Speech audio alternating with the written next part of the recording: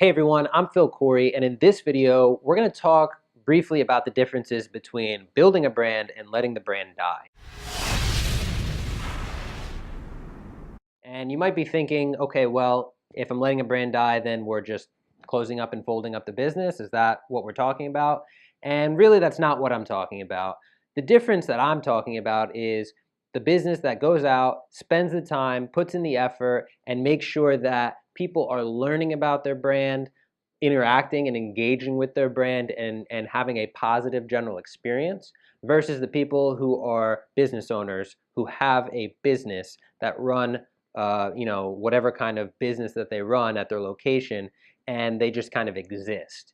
And that's a brand that's dying. If there was ever a brand there at all, that brand's on life support, so to speak.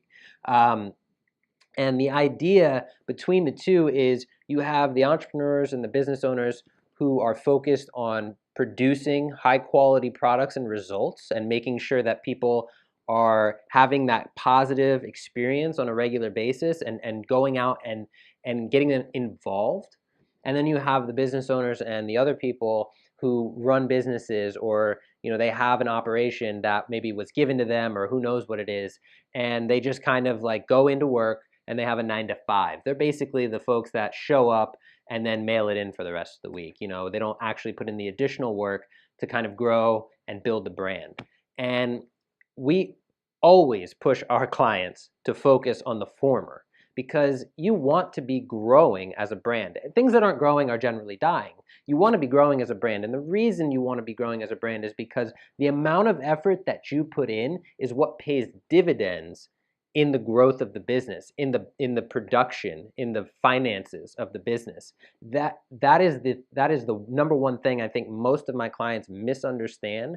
Is it's not that we're doing marketing to necessarily just put more clients in the door. That helps. That's a great thing. That's a intermediate level goal that is going to add to our bottom line.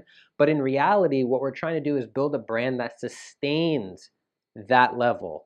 We're trying to build a brand that sustains that goal of bringing more people in.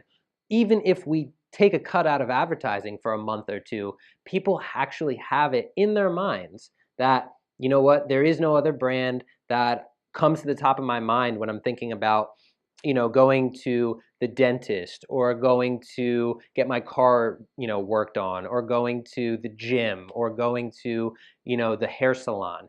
Those are the types of things that we look at to try and figure out, okay, what is it that we're going to do to put that brand in the top of everybody's mind to make it a real winner, so to speak. And so that's kind of like an interesting difference. And I don't think many people look at it that way, but you really should. Is your brand growing, or is your brand dying?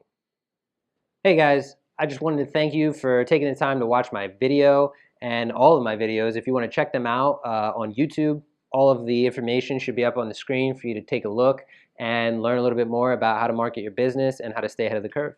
Thanks.